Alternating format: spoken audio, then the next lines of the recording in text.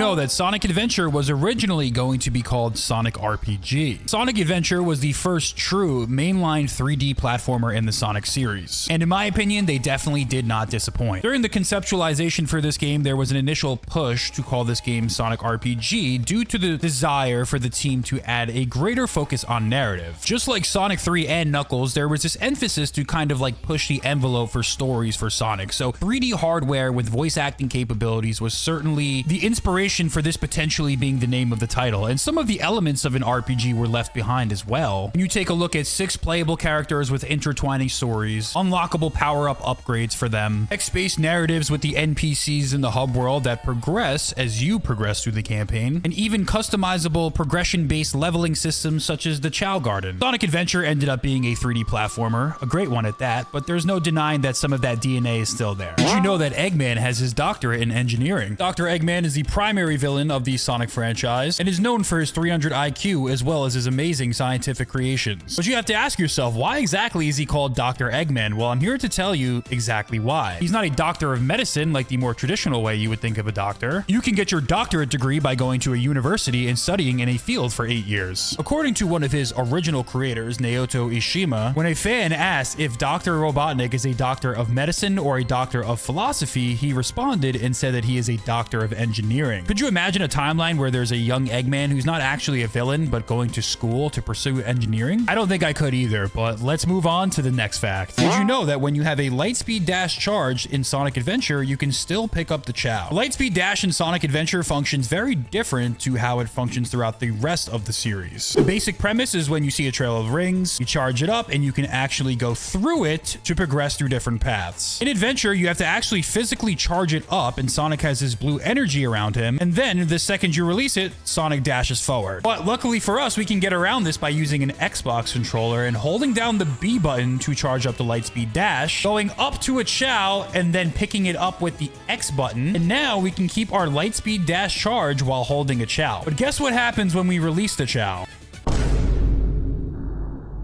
Yeah, we send him flying. Oh, he does not look okay. I think he's hurt. Did you know that Sonic and Tails have inaccessible voice lines in Sand Hill in Sonic Adventure? In Sonic Adventure 1, there is a Tails exclusive stage called Sand Hill, which is essentially a rehash of the snowboarding stage from Ice Cap. Due to the fact that the character is always moving in this level and you're never actually running around, you can't access the idle dialogue. Once you get to the end of the stage, it immediately ends. For example, let's say I'm in Station Square, right? And Sonic is idle. Eventually, he'll say something like this. Better get going.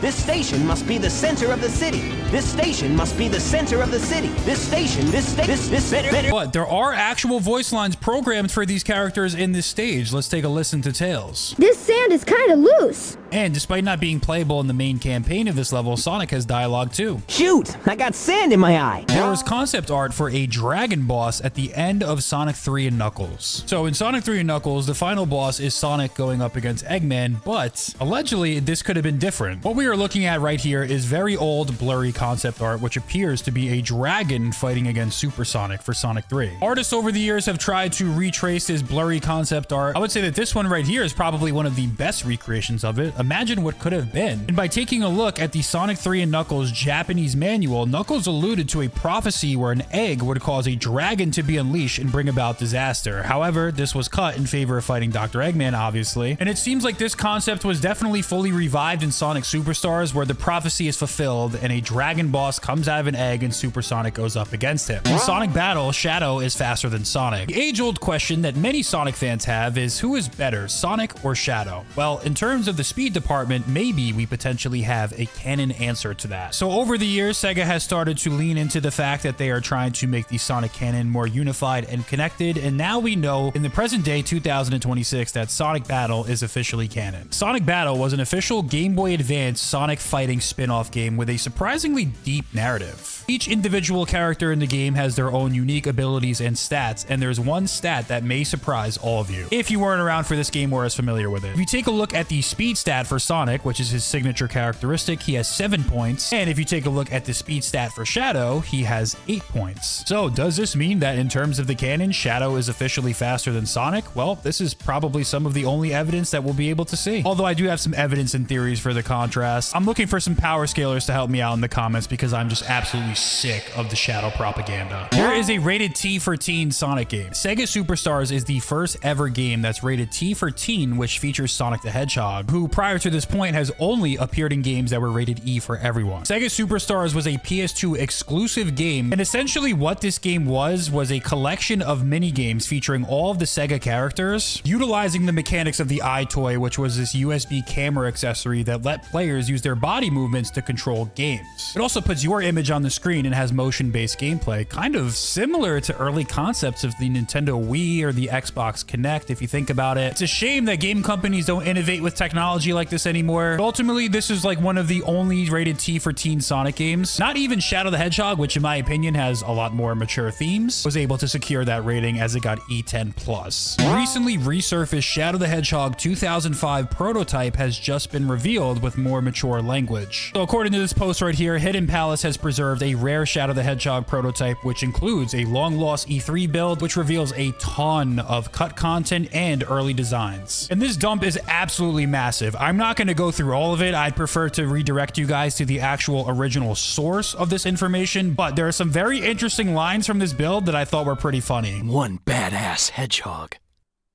Die, you ugly monster! Die, you bastard! Now that was sweet, Shadow.